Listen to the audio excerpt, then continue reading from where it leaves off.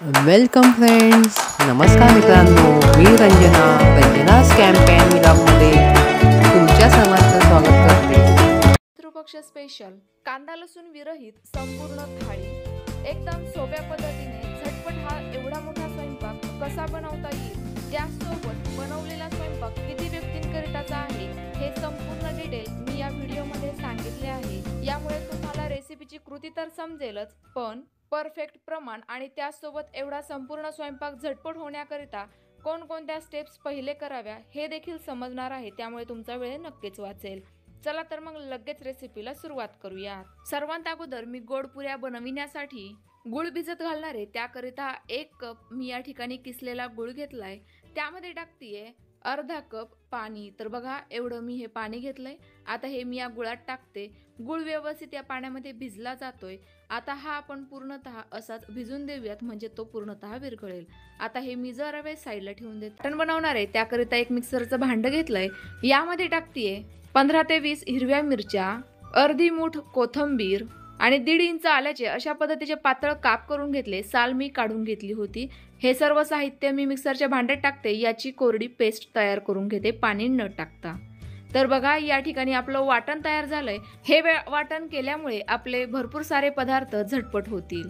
आता पुन्हा एकदा तेच मिक्सरचं भांडं घेतलंय. मी अगोदरच 5 ते 6 तासांपूर्वी 1 वाटी उडद डाळ भिजत घातली होती. व्यवस्थित ही भिजली गेलीये. आता ही आपण वाटून घेणार आहोत. याचे आपण मेदू वडे किंवा उडदाचे वडे बनवणार आहोत. तर उडदाचे वडे खुसखुशीत होण्याकरिता उडदाचं पीठ छान असं हलकं फुलकं व्हायला हवं. त्यामुळे हे पीठ मी अगोदरच दळून ठेवते. यामुळे आपल्याला पीठ जास्त फेटत बसण्याची गरज पडणार नाही. तर बघा ही डाळ मी मिक्सरला फिरवून घेतली. डाळ दळत असताना एकदम कमीत कमी पाण्याचा वापर करायचा आहे. मी फक्त 2 ते 3 चमचे पाणी वापरलं. आता हे पीठ मी झाकून जरा वेळ साईडला ठेवून देते. आता गॅसवर एक पॅन ठेवलाय. आता आपण लगेचच 5 भाज्या बनवून घेणार आहोत. त्याकरिता पॅन मध्ये 2 चमचे तेल टाकून अर्धा चमचा मोहरी टाकली. मोहरी छान अशी फुलू दिली. मग टाकते अर्धा चमचा जिरे. जिरे देखील छान असे फुलू द्यायचे. पाव चमचा हळदही टाकायची आहे. आता मगाशी जे आपण वाटण तयार करून घेतलंय ना हिरव्या मिरचीचं, ते 1 चमचा टाकलंय. व्यवस्थित परतवून घेते. आता घेतलाय 1 बाउल भरून. वजनाने मोजल्या तर 75 ग्रॅम गवारीच्या शेंगा व्यवस्थित स्वच्छ निवडून धुवून घेतल्या होत्या. आता ह्या आपण मस्त अशा शिजवून घेणार आहोत. त्या अगोदर या तेलात थोड्याशा परतवल्या. आता यामध्ये टाकते चवीनुसार मीठ, 2 ते 3 चमचे शेंगदाण्याचा कूट. शेंगदाण्याचा कूट देखील मी अगोदरच बनवून ठेवला होता. हा देखील थोडासा परतला गेल्यानंतर अर्धा कप पाणी टाकायचे आणि या शेंगा शिजवून घ्यायच्या आहेत. त्याकरिता यावर आता झाकण ठेवून देऊयात आणि कमी गॅसवर या शिजवून घेऊयात. तर बघा मस्त अशा आपल्या गवारीच्या शेंगा छान अशा शिजल्या गेल्या आहेत. एकदम मस्त अशा सुक्या झालेल्या आहेत. दिसायला तर छान दिसतायच, पण व्यवस्थित शिजल्या देखील गेलेल्या आहे. आता या मी एका भांड्यामध्ये काढून घेते. आता पुन्हा एकदा सेम पॅन घेतलाय. त्यामध्ये 1 ते 1.5 चमचा तेल टाकलंय. तेल छान असं गरम करून घ्यायचंय. मग टाकायची आहे पाव चमचा मोहरी. मोहरी छान अशी पहिले फुलू द्यायची. मग पावच चमचा जिरेही टाकायचे. जिरे देखील छान असे फुलू द्यायचे. 5 ते 6 कढीपत्त्याची पानेही टाकते. पाऊण चमचा सुरुवातीलाच बनवून घेतलेली मिरचीची पेस्ट टाकली आहे. ही देखील छान अशी पहिले परतवून घ्यायची. मग टाकायची आहे 1 वाटी भेंडी. ही भेंडी मी स्वच्छ धुवून नंतर कापून घेतली होती.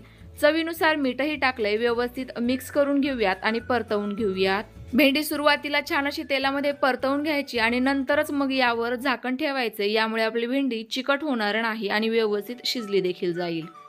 तर बघा 4 ते 5 मिनिटांनंतर आपली भेंडी छान अशी व्यवस्थित शिजली गेली आहे आणि सोबतच अजिबात चिकट देखील झालेली नाहीये.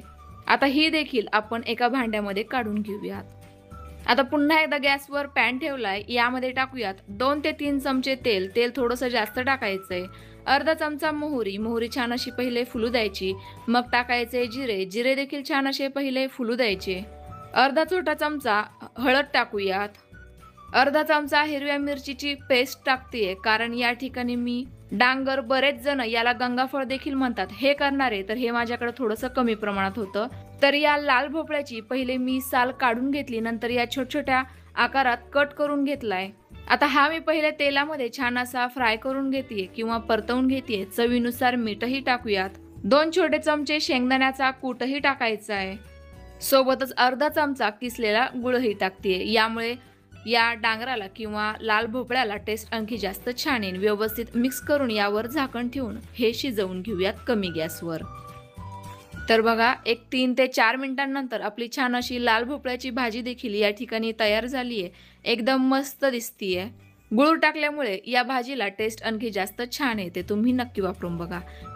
आता सेम पुन्हा एकदा पॅन घेतलाय. आता मी कारल्याची भाजी बनवणार आहे. त्याकरिता 2 मोठ्या आकाराचे कारले पातळ आकारात कट करून घेतले. यातील बियाही काढलेल्या आहेत. हे मी पॅनमध्ये टाकले. यामध्ये टाकूयात चवीनुसार मीठ. आता हे आपण सुरुवातीला तेलामध्येच फ्राय करून म्हणजे शिजवून घेणार आहोत. त्यासाठी हे कारलं मी पॅनमध्ये पहिले पसरवून टाकलंय. यामध्ये टाकते 2 चमचे तेल. आता यावर झाकण ठेवून हे छान असं व्यवस्थित शिजवून घेऊया. साधारणतः 3 ते 4 मिनिटांनंतर आपलं कारलं छान असं व्यवस्थित शिजलं गेलंय. आता यामध्ये मसाले टाकूयात. पाव चमचा हळद, अर्धा चमचा धना पावडर, अर्धा चमचा लाल तिखट, 2 चमचे शेंगदाण्याचा कूट आणि 1 चमचा किसलेला गूळ. तुम्ही या पद्धतीने एकदा हे कारलं नक्की बनवून बघा. कारलं अजिबात कडू होत नाही, जरीही तुम्ही हे कारलं झाकण ठेवून शिजवलं असलं तरी देखील. मसाले टाकल्यानंतर 1 ते 1.5 मिनिटं मी हे कारलं छान असं परतवून घेतलं. आपली कारल्याची भाजी या ठिकाणी तयार झाली आहे. आता आपण बनवणार आहोत मेथीची भाजी. त्याकरिता पॅनमध्ये 1 चमचा तेल टाकलंय. अर्धा चमचा जिरे टाकूयात. जिरे छान असे फुलले गेले की 3 हिरव्या मिरच्या बारीक आकारात कट करून घेतल्या त्या टाकल्यात. पाव चमचा मीठ टाकूयात. मेथीच्या भाजीला मीठ अगदी कमी टाकायचे, कारण ही मेथीची भाजी सुरुवातीला खूप जास्त दिसते पण शिजल्यानंतर एकदम कमी तयार होते. आता घेतली 1 बाउल भरून हिरवी मेथी, जी मी निवडून घेतली आहे आणि स्वच्छ धुवूनही घेतली आहे. आता ही आपण सुरुवातीला फक्त या तेलामध्ये छान अशी परतवून घेऊयात. आवश्यकता वाटली तर तुम्ही यामध्ये 1-2 चमचे पाणी पहिले टाकू शकता. आता यावर झाकण ठेवून ही शिजवून घेते. तर बघा, काही वेळातच माझी मस्त अशी मेथीची भाजी देखील या ठिकाणी तयार झाली आहे. आता ही तयार झालेली भाजी देखील एखाद्या भांड्यामध्ये काढून व्यवस्थित ठेवून देऊयात. आपल्या झटपट या ठिकाणी संपूर्ण भाज्या तयार झाल्या आहे. ह्या भाज्या तयार होत होत्या तोवर मी दुसऱ्या गॅसवर डाळ भाताचा कुकर लावून दिला होता. तर त्या कुकरची वाफ जाते तोवर आपण अळूवडीची तयारी करून घेऊयात. त्याकरिता मी या ठिकाणी 1 वाटी बेसन पीठ घेतलंय. 5 आळूच्या पाण्यांकरता एवढं पीठ एकदम परफेक्ट आहे. वजनाने मोजलं तर 200 ग्रॅम असेल. यामध्ये 1 चमचा हिरव्या मिरचीची पेस्ट, अर्धा चमचा हळद, 1 चमचा धना पावडर, 1 चमचा पांढरे तीळ आणि अर्धा चमचा ओवा घेतलाय. आता हे देखील या पिठामध्ये टाकलंय. चवीनुसार मीठही टाकूयात. 1 चमचा चिंच गुळाची चटणी टाकतीये. ही चटणी मी अगोदरच बनवून ठेवलेली होती. तुमच्याकडे नसेल तर तुम्ही चिंच गुळाचं पाणीही वापरू शकता किंवा चिंचाऐवजी लिंबाचा रसही वापरू शकता. आता यामध्ये थोडं थोडं करत पाणी टाकून हे पीठ आपण थोडंसं घट्टसर भिजवून घेऊयात. तर बघा, पाणी टाकताना थोडं थोडं करत टाकायचं म्हणजे यामध्ये गुठळ्या राहत नाही. तर बघा, या ठिकाणी आपलं अळूवडीचं पीठ या ठिकाणी भिजवून तयार झालंय. आता आपण लगेच अळूवडी बनवूयात. त्याकरिता मी या ठिकाणी मध्यम आकाराची अळूची पाने घेतली आहेत. या अळूच्या पानांमुळे घशात बऱ्याचदा खाजव येते. त्याकरिता या पानांच्या मागच्या साईडने ज्या जाड शिरा असतात त्या पहिले या पद्धतीने चाकूने कट करून टाकायच्या, म्हणजे मग अळूवडीचा रोलही परफेक्ट होतो आणि यामुळे घशात खाजवही येत नाही. सोबतच थोडासा देठाचा जाड भागही काढून टाकलाय. आता या अळूच्या पानांना मागच्या साईडने आपण हे पीठ व्यवस्थित एकसारखं लावून घेऊयात. आता बघा, या पानाला व्यवस्थित पीठ लावून झालंय. आता आपण दुसरं पान ठेवूयात. तर दुसरं पान ठेवताना जी निमुळती साईड आहे ती वरच्या साईडने ठेवायची आहे. बघा, व्हिडिओत दाखवल्याप्रमाणे एकाच एक आडप्रमाणे या पद्धतीने आपण 5ही पानं एकावर एक लावून घेणार आहोत. तर बघा, या पद्धतीने हे पानं व्यवस्थित लावून घेतल्यामुळे आपली अळूवडी एकदम छान अशी तयार होते. या वडीला भरपूर साऱ्या लेयर्स पडतात. तर तुम्ही या ठिकाणी 4ही पानं घेऊ शकता. तुमच्या अळूवड्यांची ज्या पद्धतीची साईज असेल किंवा अळूच्या पानांची ज्या पद्धतीची साईज असेल त्यानुसार पानं घ्यावीत. तर हे पानं लावून झाल्यानंतर मी हे या पद्धतीने किंवा व्हिडिओत दाखवलेल्या पद्धतीने दुमडवून घेतली आहेत. यावर देखील पुन्हा एकदा उरलेलं बेसन पीठ लावून घेऊयात. तर परफेक्ट हे संपूर्ण बेसन पीठ मी या अळूवडीला वापरलेलं आहे. आता या अळूवडीचे एकदम घट्टसर असा रोल तयार करायचा आहे. तर या अळूवडीची डिटेल रेसिपी मी या अगोदर देखील चॅनलवर टाकली आहे. ती जर तुम्हाला बघायची असेल तर त्याची लिंक मी डिस्क्रिप्शन बॉक्समध्ये देते. आता एका ताटाला तेल लावून मी त्यामध्ये ही अळूवडी ठेवली आहे. आता ही आपण वाफवून घेऊयात. त्याकरिता कढाईमध्ये 2 ग्लास पाणी ठेवून एक स्टँड ठेवलं. त्यामध्ये हे ताट ठेवून यावर झाकण ठेवून आता हे वाफवून घेते। आता माझी कुकरची संपूर्ण वाफ गेल्यानंतर माझं डाळ आणि भात दोनही व्यवस्थित शिजले गेलेत। बघा भातही व्यवस्थित मऊसूत शिजला गेलाय आणि डाळही मस्त अशी शिजली गेली आहे। मी भाज्यांना लागण्यापूर्वीच हे डाळ भाताचं कुकर लावून दिलं होतं, ते मी व्हिडिओत दाखवलं नाही कारण व्हिडिओ खूप मोठा झाला असता। आता ही डाळ मी पहिले मॅशरने मॅश करून घेतली। लगेच आपण डाळीला फोडणी देऊन घेऊयात। त्याकरिता कढाईमध्ये 2 चमचे तेल टाकून अर्धा चमचा मोहरी टाकली। मोहरी छान अशी फुलू दिली। मग टाकूयात अर्धा चमचा जिरे, 7 ते 8 कढीपत्त्याची पाने आणि अर्धा चमचा हिरव्या मिरचीची पेस्ट। तर बऱ्याचदा हे वरण पितृपक्षामध्ये एकदम साध्या पद्धतीनेच बनवलं जातं। आता पाव चमचा हळद आणि पाव चमचा हिंगही टाकलाय। व्यवस्थित मिक्स करून घेतलंय, परतवून घेतलंय। यामध्ये टाकूयात मगाशी घोटून घेतलेली संपूर्ण डाळ। आवश्यकतेनुसार तुम्ही यामध्ये थोडंसं पाणीही टाकू शकता। मी ही अर्धा ग्लास पाणी वापरलंय। तर बघा ही डाळ आपल्याला एकदम साध्या पद्धतीने फक्त फोडणीची डाळ बनवायची आहे। चवीनुसार मीठही टाकूयात, व्यवस्थित मिक्स करून घ्यायचंय। तर या डाळीला मी साधारणतः 1.25 ग्लास पाणी वापरलं असेल। काही वेळानंतर आपल्या डाळीला छान अशी उकळी आली आहे। बघा आपली या ठिकाणी फोडणीची डाळही तयार आहे। एवढ्या वेळात आपली अळूवडी देखील छान अशी वाफवली गेली आहे। यामध्ये चाकू खोचून बघायचा, चाकूला अजिबात पीठ लागलं नाही तर समजायचं अळूवडी शिजली आहे। आता ही आपण पहिले थंड करून घेऊयात। आता आपण लगेचच कढी बनवणार आहोत। त्याकरिता एका बाउलमध्ये मी अर्धा वाटी दही टाकते। दही जास्त आंबट नसावं, फ्रेश असावं। यामध्ये टाकूयात 2 चमचे बेसन पीठ। बेसन पीठ जास्तही घेऊ नका, नाहीतर मग कढी जास्तच घट्ट बनेल।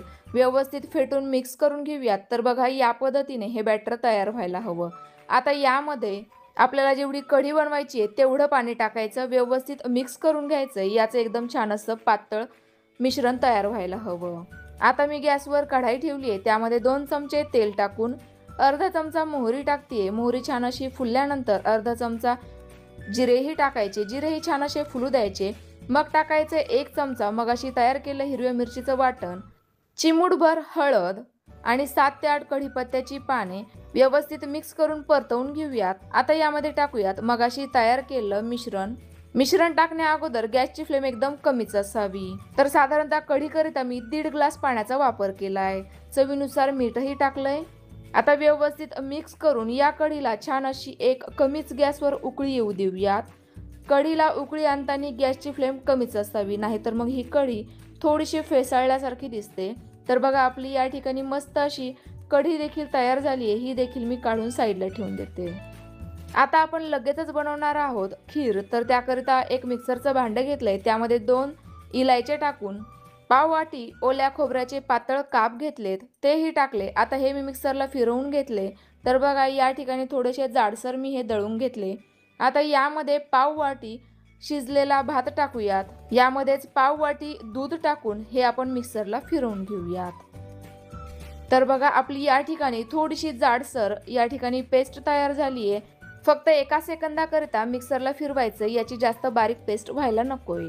आता गॅसवर कढाई ठेवून त्यामध्ये 2 चमचे तूप टाकूयात। तूप छान असं गरम झालं की मग यामध्ये ड्रायफ्रुट्स टाकायचे। त्यामध्ये 2 चमचे चारोळी, 1 चमचा काजूचे तुकडे आणि 1 चमचा बदामाचे तुकडे टाकलेत। हे छान असे खमंग तळून घेतलेत।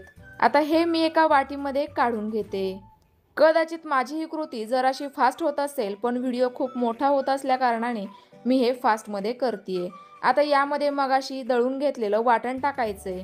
तुपामध्ये हलकंसं थोडंसं फ्राय करून घ्यायचंय। मग टाकूयात पाऊण लिटर दूध। तर या ठिकाणी मी गाईचं दूध वापरलंय, तुम्ही म्हशीचं देखील वापरू शकता। तर हे दूध टाकण्या अगोदर मी थोडंसं हलकं कोमट करून घेतलं होतं।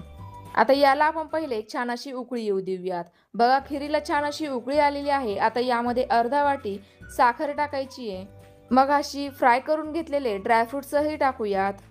तर बघा माझी या ठिकाणी मस्त अशी तांदळाची खीरही तयार झाली आहे। एकदम झटपट ही खीर तयार होते। खीर चपातीसोबत खाणार असल्यामुळे ही मी थोडीशी पातळच ठेवली आहे। आता ही देखील साईडला ठेवून देऊयात। आपली या ठिकाणी अळूवडी देखील छान अशी व्यवस्थित थंड झाली आहे।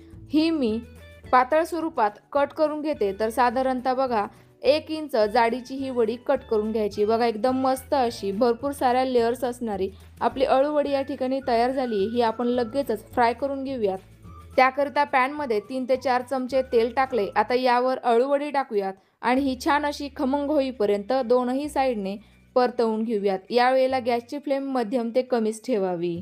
तुम्हाला आवडत असल्यास तुम्ही यावर गार्निशिंग करिता थोडेसे तीळही टाकू शकता. बघा आपली मस्त अशी अळूवडी देखील तयार झाली आहे.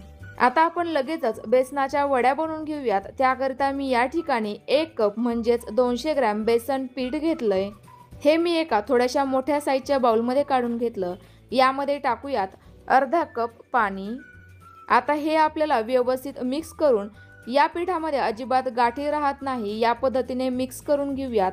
या बॅटरमध्ये अजिबात गाठ राहायला नकोय. तर बघा एकदम मस्त असं सिल्की टेक्स्चरचं माझं या ठिकाणी बॅटर तयार झालंय. यामध्ये पुन्हा एकदा पाव कप पाणी टाकलंय. व्यवस्थित मिक्स करून घेते. एकखटी सगळं पाणी टाकायचं नाही तर थोडं थोडं करूनच पाणी वापरायचंय. आता यामध्ये चवीनुसार मीठही टाकूयात आणि सोबतच एकदम बारीक चिरून घेतलेली हिरवी कोथिंबीरही टाकायची आहे. तर कोथिंबीरीचं प्रमाण तुम्ही तुमच्या आवडीनुसार कमी जास्त करू शकता. आपण लगेच पुढील तयारी करूयात. त्याकरिता गॅसवर एक कढाई ठेवली आहे. त्यामध्ये टाकूयात 3 चमचे तेल. तेलाचं प्रमाण या ठिकाणी थोडंसं जास्त करावं. अर्धा चमचा मोहरी टाकूयात. मोहरी छान अशी फुलली गेली की अर्धा चमचा जिरेही टाकायचे. जिरे देखील छान असे फुलू द्यायचे. मग टाकायची पाव चमचा हळद. यावेळेला गॅसची फ्लेम एकदम कमीच असावी. आता तयार केलेलं संपूर्ण मिश्रण टाकूयात. तुम्हाला जर गरज वाटली तर याच वेळेला तुम्ही अर्धा कप आणखी जास्त पाणी टाकू शकता. व्यवस्थित पटापट मिक्स करून हे मिश्रण घोटून घेऊयात. यामुळे यामध्ये अजिबात गाठ तयार होणार नाही आणि आपलं मिश्रण देखील व्यवस्थित शिजलं जाईल. आता मिश्रण थोडंसं घट्ट झाल्यानंतर यावर झाकण ठेवून 2 मिनिटे वाफ काढून घेऊयात कमी गॅसवर. तर बघा 2 मिनिटांनंतर आपली मस्त अशी ही उकड निघालेली आहे किंवा हे पीठ व्यवस्थित शिजलं गेलंय. आता हे मिश्रण गरम आहे तेच आपल्याला पटकन याच्या वड्या तयार करून घ्यायच्या आहे. त्याकरिता एका ताटाला मी अगोदरच तेलाने ग्रीसिंग करून घेतलंय किंवा तेल चोळून घेतलंय. आता यामध्ये हे मिश्रण टाकते आणि हे मिश्रण या ताटामध्ये छान असं व्यवस्थित एकसारखं पसरवून देते. तर तुम्हाला या वड्या जेवढ्या जाडीच्या हव्या आहेत तेवढं तुम्ही हे पीठ व्यवस्थित पसरवून घेऊ शकता. तर बघा एकसारखं मी हे पीठ व्यवस्थित पसरवून घेतलंय. आता हे मी फॅन खाली जरा वेळ ठेवून देते. आपण स्वयंपाकाला लागण्या अगोदर जो गूळ भिजत घातला होता ना तो घेऊयात. यामध्ये गुळाचे खडे तर नाहीये ना हे पहिले चेक करून घ्यायचे. आपला गूळ छान असा विरघळला गेलाय. यामध्ये चिमूटभर मीठ टाकायचंय. 1 चमचा इलायची, सुंठ आणि बडीशेप याची मी पावडर तयार करून घेतलेली होती ती टाकलीये. आता यामध्ये टाकूयात 1 कप गव्हाचं पीठ. तर सुरुवातीला एवढंच गव्हाचं पीठ मी टाकून बघते. जसजसं या पाण्यामध्ये आपल्याला पिठाची आवश्यकता वाटेल तसतसं तुम्ही एक्स्ट्राचं पीठ घेऊ शकता. तर या ठिकाणी हे परफेक्ट प्रमाण म्हणजे या पाण्यामध्ये जेवढं तुमचं पीठ बसेल तेवढं पीठ तुम्हाला वापरायचं आहे.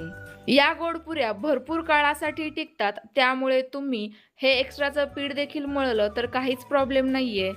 या पुऱ्या एक्स्ट्राच्या जरी झाल्या तर तुम्ही भरपूर दिवस खाऊ शकता. जर तुम्हाला याचे गोड भजे तयार करायचे असेल तर एवढंच पीठ तुम्ही ठेवू शकता. पण मला घट्टसर पुऱ्या बनवायच्या आहेत त्याकरिता मी हे पीठ थोडंसं घट्टसर मळणार आहे म्हणून मी अर्धा कप आणखी एक्स्ट्राचं पीठ घेतलंय. आता हे मी पुन्हा एकदा व्यवस्थित मळून घेते आणि याचा घट्टसर थोडासा गोळा तयार करून घेते. तर बघा या पद्धतीचा मी हा पिठाचा गोळा तयार करून घेतलाय.